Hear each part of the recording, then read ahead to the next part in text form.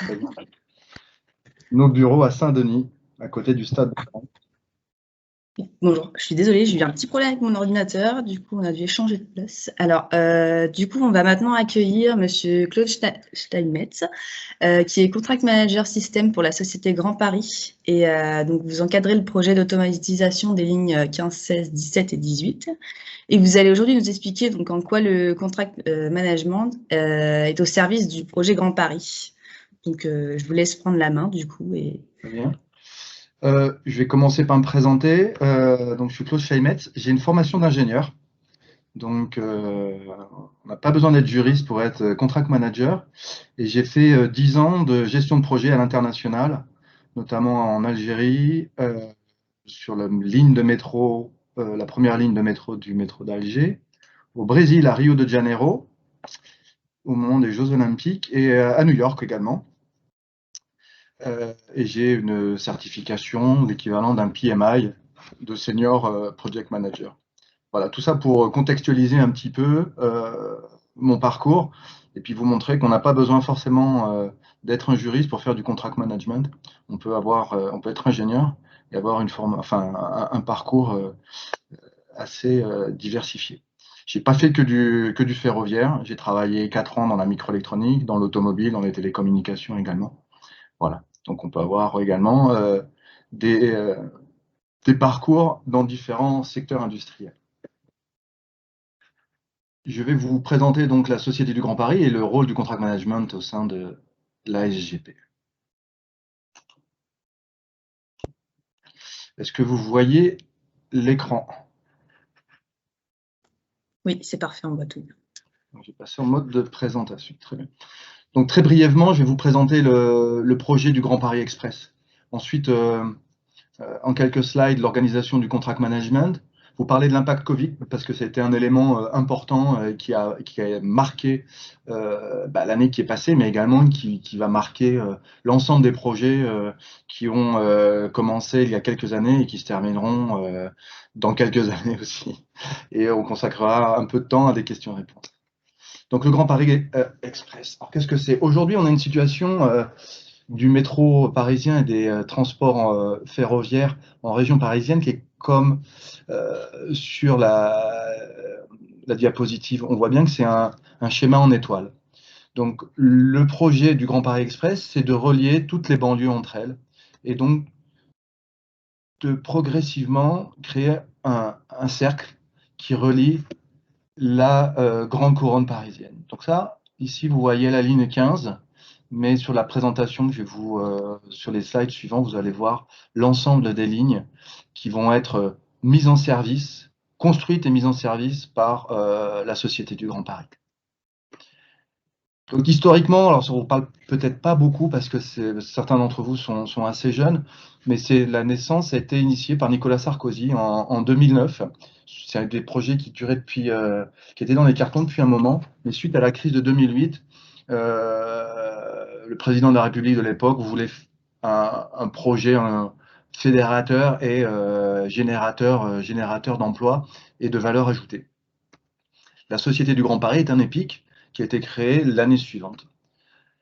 Quelques chiffres sur le Grand Paris, donc c'est 4 lignes, la 15, 16, 17 et 18, plus l'extension de la ligne 14, qui pour votre connaissance ira jusqu'à l'aéroport de Orly d'ici 2024. C'est 200 km de tunnels et de viaducs, donc ils sont en train d'être creusés sous vos pieds. Il y a des tunneliers, il y a une vingtaine de tunneliers qui creusent des trous pour permettre au métro, aux différentes lignes de métro de passer. C'est également 71 stations, dont 60 nouvelles stations. En termes de trains, c'est 205 trains sans conducteur au total. Et ce sont des trains qui vont être livrés par le constructeur français Alstom. Et c'est un budget de 35 milliards d'euros. Donc tout ça, ça représente en fait le plus gros projet ferroviaire d'Europe. Les mises en service vont commencer en 2024, initialement pour les Jeux Olympiques, et vont s'étaler jusqu'en 2030. Et l'exploitant, alors vous allez poser peut-être la question, mais aujourd'hui c'est la RATP qui exploite le métro parisien. mais pour des raisons de concurrence et pour se conformer à la loi européenne, ben, l'exploitant n'est pas encore déterminé, et donc ça pourrait être des concurrents de la RATP. D'un point de vue contractuel, ben, tout cet ensemble là, de 35 milliards d'euros, ben, ça représente plus de 900 contrats et 900 marchés. Voilà le plan du Grand Paris Express. Donc, la ligne 15 que je vous montre, est-ce que vous voyez ma souris? Oui. La ligne 15 ici. Oui. La ligne 16 qui s'étale dans l'Est parisien. La ligne 17 qui va partir de Saint-Denis-Pleyel et qui va rejoindre le Mesnil-Amelot en passant par l'aéroport Charles de Gaulle. La ligne 14 ici, la petite extension que l'on voit à partir de l'Institut Villejuif, Gustave Roussy, et qui va jusqu'à l'aéroport d'Orly. Et la ligne 18, qui est un petit peu particulière, elle est détachée du reste du réseau, qui est à partir de l'aéroport d'Orly, qui va aller dans un premier temps jusqu'à Versailles, et ensuite, il est prévu une extension entre Versailles et Nanterre-la-Folie, qui est en fait la Défense, le quartier de la Défense. Voilà, donc c'est un projet vraiment considérable et qui va redimensionner, redessiner toute l'Île-de-France. Les grandes familles de travaux, puisqu'on est on est dans un chantier, il y a du génie civil avec du creusement de tunnels, la construction de viaducs et de gares, et les systèmes. Alors les systèmes, qu'est-ce que c'est? C'est tout ce qui va rentrer dans les tunnels, qui va être posé sur les viaducs et qui va rentrer dans les gares. Donc on va avoir des marchés qui vont être transverses, c'est-à-dire qui vont concerner l'ensemble du réseau Grand Paris Express, et des marchés qui vont être plus géographiques, donc plus localisés, et qui ne seront pas attribués aux mêmes industriels pour l'ensemble du Grand Paris Express. Donc ça va vous éclairer quand on va aborder le type de marchés qui sont considérés comme des marchés transverses. Le marché matériel roulant, un train, on conçoit que, compte tenu du schéma que je vous ai présenté tout à l'heure, il est important que le train soit identique sur l'ensemble des lignes 15, 16 et 17, puisqu'il y a une homogénéité en termes d'écartement de voies, d'électrification, etc. De la même manière, les automatismes de conduite, c'est-à-dire ce sont les logiciels qui vont permettre au train de rouler sans conducteur. Ces automatismes de conduite ont été attribués à un seul industriel pour l'ensemble des lignes 15, 16, 17, la 18 étant un peu particulière. Voilà. D'autres types de marchés sont considérés comme transverses, comme les marchés de radiophonie, d'information voyageur. L'information voyageur, c'est les écrans que vous avez dans les tunnels du métro ou sur les quais. Le réseau multiservice. Alors, le réseau multiservice, c'est en fait ce qu'on appellerait le backbone en anglais, ou le réseau Internet du métro, qui va permettre en fait de transmettre l'ensemble des informations qui vont venir à la fois des trains, à la fois des automatismes, à la fois des outils, enfin des systèmes d'information voyageurs et de radio. Donc c'est ce système-là qui va permettre la transmission des données et leur agrégation et affichage au niveau du poste de commande centralisé. Également, la particularité des métros sans conducteur, comme vous avez pu le constater sur la ligne 1 et la ligne 14, c'est qu'il y a des portes palières qui sont appelées aussi façades de quai. Ce sont des installations qui sont réglementaires. En l'absence de conducteur, on est obligé de protéger la voie, éviter que des passagers tombent sur la voie. Donc on protège les quais avec des façades de quai. Et les marchés géographiques sont des marchés, comme je vous le disais, qui sont plus localisés. C'est-à-dire, si on considère la ligne 15, on va avoir sur cette ligne plusieurs industriels qui vont installer les équipements haute tension, basse tension, qui sont les HTBT, les équipements de traction, les caténaires. Donc les caténaires, ce sont les câbles aériens qui permettent la transmission de l'électricité vers les moteurs des trains, les voies, c'est les rails, et également d'autres équipements de type ventilation, escaliers mécaniques. Les escaliers mécaniques, c'est ce qu'on appelle communément les escalators et les ascenseurs. Voilà les grandes familles de marchés que l'on a au sein de la Société du Grand Paris, du Grand Paris Express. Et moi, je suis contract manager sur la partie système, c'est-à-dire à la fois les marchés transverses et les marchés géographiques. Et j'ai une équipe de 6 personnes avec des profils comme le mien, c'est-à-dire soit des ingénieurs, soit des juristes qui travaillent et qui assistent les chefs de projet dans l'exécution de leur contrat.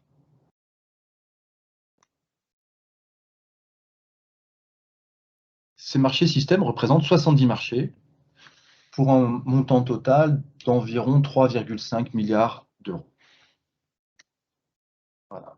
Alors ça, c'était pour la présentation rapide de la Société du Grand Paris, je regarde l'heure. L'organisation du contract management maintenant. Donc comme je vous l'ai dit, il y a différentes directions, il y a 6 directions, c'est un peu complexe, c'est-à-dire que vraiment, il y a assez peu finalement de chantiers dans le monde, de chantiers ferroviaires, qui vont voir la naissance de 6 nouvelles lignes, parce que la ligne 15 est divisée et découpée en 3 parties. Et donc, il va y avoir 6 directions qui vont s'occuper chacune de la construction et de la mise en service de ces lignes. Ces directions de lignes vont s'occuper plus particulièrement de la partie génie civil, mais vont intégrer dans leur structure des systèmes, les systèmes que je vous ai présentés tout à l'heure. Et c'est pour ça qu'il y a une direction qui est transverse, qui s'appelle la direction des systèmes transport-exploitation, pour laquelle nous apportons, nous, contract managers, notre support. Et nous n'appartenons pas à la direction système transport-exploitation, mais nous appartenons dans l'organisation à une direction qui s'appelle direction marché et pilotage contractuel, qui comprend 2 entités, une entité achat et une entité juridique et management des contrats. Je vous passe rapidement sur les autres directions, qui sont des directions standards dans des grosses organisations. En termes de structure, donc comme je vous le disais, j'ai résumé avec 4 lignes. Donc les lignes sont représentées par les grands silos. Et à l'intérieur des lignes, il y a des directeurs de ligne qui vont s'occuper de la partie génie civil, qui sont assistés directeurs adjoints de chefs de projet. Et donc les contract managers, on a 2 types de contract managers, des contract managers génie civil qui vont venir appuyer les gestionnaires de marché et les contract managers dans l'exécution de leur marché. Alors, si je vous parle des marchés ici génie civil, je vais vous donner quelques noms, ça va vous parler. Bouygues, Eiffage, Vinci, voilà les industriels avec lesquels nous travaillons pour la construction des tunnels, des viaducs et des gares. Sur la partie système, on a la même organisation, donc une organisation parallèle, sauf que ces directeurs adjoints appartiennent à l'entité système transport exploitation. Donc il y a une sorte de, c'est une matrice en 3 dimensions. Et ces directeurs adjoints système sont assistés, ont une équipe de gestionnaires de marché qu'on peut appeler également chef de projet. Et donc nous, dans notre direction contract management, système, on vient intervenir, alors à la fois à proximité avec les directeurs adjoints système ligne, mais également sur les marchés transverses que je vous ai présentés tout à l'heure, directement avec des gestionnaires qui sont, eux, positionnés en transversal et qui vont intervenir sur l'ensemble des lignes. Voilà, c'est une organisation un petit peu complexe, mais qui est nécessaire compte tenu du nombre de lignes que l'on doit construire et mettre en service. Alors, quels sont les types de travaux et les types de contrats sur lesquels on travaille? Alors, je ne sais pas trop si ça vous parle, mais on est sur des contrats de type public, marché public, et ces contrats-là sont régis par ce que l'on appelle des CCAG, cahiers des clauses administratives générales, et donc qui définissent les grandes lignes de l'exécution des marchés. Et on a 3 types de marchés: des marchés travaux, qui sont essentiellement orientés sur des marchés de type génie civil, ou haute tension, basse tension, par exemple, des marchés de prestations intellectuelles, c'est-à-dire que dans la loi MOP marché public, nous sommes la maîtrise d'ouvrage et nous sommes appuyés dans la réalisation du métro par une maîtrise d'œuvre. Et la maîtrise d'œuvre, qu'il s'agisse de Systra, Aegis ou CETEC, nous avons des contrats avec eux. La maîtrise d'œuvre va travailler pour nous. Ils vont exécuter et ils vont piloter les titulaires. Et le contrat qui nous lie avec la maîtrise d'œuvre est un contrat de prestations intellectuelles. Les contrats qui nous lient avec les industriels sont de deux types, de type TIC, donc technique de l'information et de la communication. Typiquement, ce sont des contrats que l'on peut avoir avec des industriels comme Nokia, comme Thales, sur des équipements de radio, d'information voyageurs, ou des marchés industriels, contrats type marché industriel. C'est les contrats que l'on a avec Alstom, avec Siemens pour les automatismes, avec Alstom pour le matériel roulant. Si vous avez des questions tout à l'heure sur ces contrats, enfin sur ces types de clauses, n'hésitez pas lors de la séquence de questions-réponses. Et les types de procédures sont très variés en fait au sein de la SGP. Essentiellement, nous avons les marchés que nous gérons au niveau système, sont des procédures négociées, c'est-à-dire que c'est un appel d'offres et les industriels peuvent répondre et sont sélectionnés sur différents critères, à la fois techniques et à la fois financiers. Des accords cadres. Alors un accord cadre, typiquement sur les escaliers mécaniques ou les ascenseurs, on définit ce que l'on souhaite avoir comme type d'équipement et différents industriels sont choisis, différents ascensoristes sont choisis avec un bordereau de prix et que l'on va activer au fur et à mesure de l'avancement du chantier. Voilà, je vous passe rapidement sur les autres procédures qui concernent moins mon périmètre. Donc les activités du contract management, tout à l'heure Emmanuel Tanet en a parlé, donc je vais passer très rapidement dessus. Nous intervenons, nous, sur les marchés systèmes dans la phase ACT, donc assistance à passation de contrats de travaux. Grosso modo, c'est la phase d'appel d'offres. Donc, dans cette phase d'ACT, nous, on veille à la cohérence des informations et contenues dans les actes d'engagement, dans les cahiers des clauses administratives particulières, qui sont en fait la déclinaison du CCAG, mais avec des précisions que le pouvoir adjudicateur, c'est-à-dire la maîtrise d'ouvrage, donc nous, SGP, souhaitons apporter dans notre contrat. Typiquement, ce qu'on va rajouter dans les CCAP, c'est le déclenchement des pénalités, sur quoi s'appliquent les pénalités, comment sont calculées les pénalités si on parle des pénalités. En phase d'exécution, donc notre travail est assez commun à ce qui a été présenté durant toutes les tables rondes et présentations d'aujourd'hui. Donc on travaille en binôme avec le chef de projet, ça c'est important, contrairement aux juristes qui interviennent à la demande. Nous, le contract management a besoin de s'approprier la relation avec les différents titulaires, de comprendre finalement la relation contractuelle, la problématique de l'industriel dans l'exécution de son marché, pour être en mesure de prévenir des risques de réclamation et anticiper et préparer des stratégies de défense sur des réclamations qui sont à venir. Donc ça, c'est important vraiment de connaître l'environnement, de connaître les problématiques du titulaire. Et nous, nos contract managers, participons aux réunions d'avancement, et de présentation d'avancement mensuels que font les titulaires à la maîtrise d'ouvrage et à la maîtrise d'œuvre. Une autre partie de nos activités, c'est le suivi des jalons contractuels. Donc on a un contrat qui est écrit, c'est du verbiage, comme on pourrait le dire. Il est important qu'on puisse le traduire afin d'en avoir une utilisation efficace, c'est-à-dire que typiquement, on a un certain nombre de jalons contractuels, puisque nos marchés s'étalent sur plusieurs années. Il y a des livrables qui doivent être fournis par le titulaire, et on doit être capable de suivre l'avancement de ces livrables. Donc on traduit grosso modo ces jalons contractuels, les pénalités, dans des fichiers Excel avec des déclencheurs qui nous permettent en fait de suivre de façon opérationnelle l'avancement du marché. Bon, je vous passe rapidement sur les autres fonctions. C'est suivi des courriers avec un S, bien sûr, à caractère contractuel. On intervient aussi sur le traitement des risques opportunités et les négociations de modifications contractuelles. Alors, on a fait face à une crise sans précédent avec l'arrivée du Covid qui nous a obligés, en fait, en mars 2020, à envoyer des ordres de service d'ajournement. Donc ça, un ordre de service, c'est une instruction qui est donnée à une entreprise.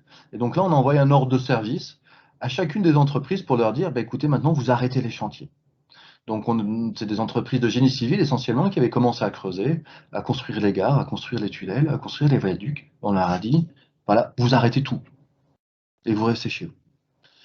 Et après, il a fallu redémarrer. Donc, on a refait des négociations, des notifications d'ordre de service avec des prix nouveaux provisoires parce qu'il a fallu redémarrer, mais dans des conditions qui n'étaient pas prévues initialement au marché, avec une mise en sécurité des chantiers, des installations spécifiques pour prévenir du Covid et des engins de production et des coefficients applicables. Donc, début avril, on a rajouté des éléments au plan général de coordination pour prendre en charge les aspects Covid, sur tous les aspects. Et en avril 2020, on a repris les travaux. Et fin juillet 2020, on a notifié la mise à jour de ce PGC. Alors, ce que l'on a demandé à nos titulaires, c'est de nous fournir les dossiers de réclamation concernant les conséquences contractuelles liées à leur crise sanitaire. Et en parallèle, nous, ce que l'on a effectué, on a essayé d'identifier les différentes typologies de réclamations que les titulaires allaient être amenés à nous envoyer et commencer à étudier en avance de phase leur recevabilité. Donc, dans la méthode de traitement, on a eu une lecture et une analyse macro de toutes les réclamations des titulaires, et Dieu sait s'il y en a eu, essentiellement sur les marchés de génie civil, mais également sur les marchés système, où nos titulaires commençaient à travailler sur l'élaboration de spécifications. Donc, ils avaient besoin d'outils, de rester, d'aller dans leur bureau pour avoir à disposition leur station de travail. Et le télétravail, en fait, a entraîné des difficultés dans l'exécution de ces prestations-là. Et c'est pour ça qu'ils nous ont envoyé des réclamations pour perte de productivité, essentiellement. À partir de ces réclamations, nous, on a analysé la recevabilité des sujets sur 3 grands axes: les coûts directs, les prolongations de délai ou des coûts de prolongation.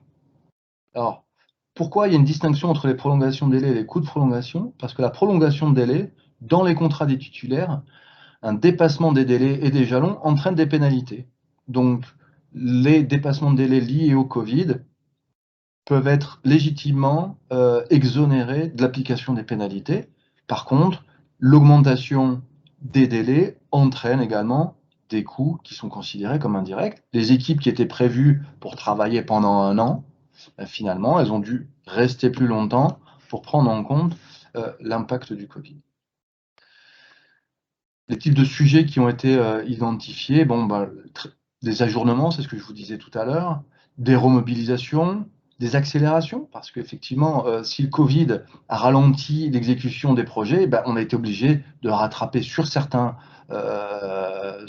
marchés, sur certains chantiers, de rattraper le retard. Et donc, les accélérations sont des motifs de réclamation.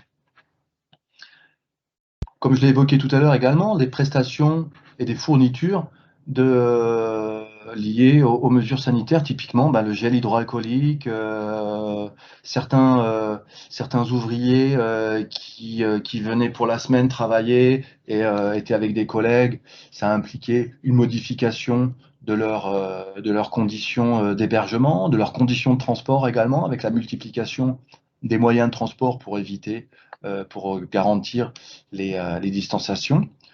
Tout ça a un coût et qui a été remonté à la SGP. La perte de productivité que je vous évoquais tout à l'heure, et des arrêts de perturbation de chantier et les impacts sur les sous-traitants et fournisseurs.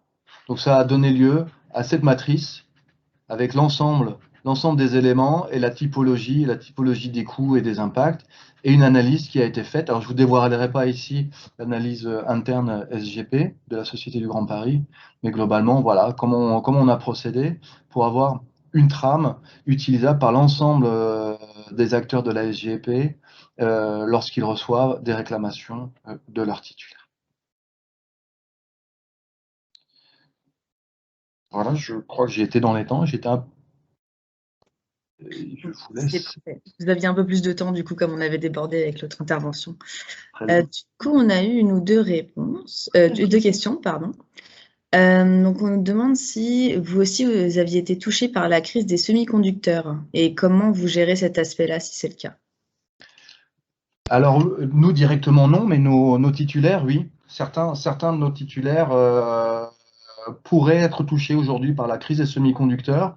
Il faut savoir que les marchés systèmes donc, que je vous ai présentés ont démarré, les notifications sont encore en cours. On va avoir à terme 70 marchés systèmes qui vont être notifiés.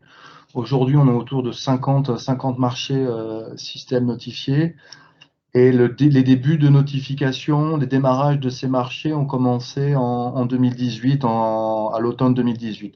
Donc nos titulaires aujourd'hui sont dans une situation où ils rédigent des spécifications, ils mettent au point leur stratégie, et l'impact de la crise des semi-conducteurs sur nos titulaires n'est pas encore très clair et se fait pas encore sentir. D'accord, merci. Je pense que ça répond à la question. Du coup, on a une autre question de Sébastien Hardy qui demande si vous utilisez des contrats type hétérogène adaptés selon les corps de métier. Oui, alors c'est ce que je vous présentais tout à l'heure dans les différents CCA, GK et des clauses administratives générales qui en fait sont des trames adaptées en fonction des types de marchés. Donc on a des marchés travaux qui vont être régis par le mode CCAG travaux et deux autres types de marchés qui sont les marchés TIC et les marchés EMI. Donc oui, on n'a pas la même approche en fonction des marchés. D'accord. Donc il y a des petites différences. Je vous invite à regarder, c'est pas monstrueux hein, de lire les CCAG, c'est disponible sur Internet, et vous verrez, il y a quelques petites nuances entre les marchés travaux, enfin entre les différents types de marchés. D'accord, merci beaucoup. Je vous remercie pour votre intervention et d'avoir été avec nous aujourd'hui. C'était très intéressant. Un plaisir. Voilà. Puis du coup, je vais laisser la parole aux étudiants pour la suite du programme.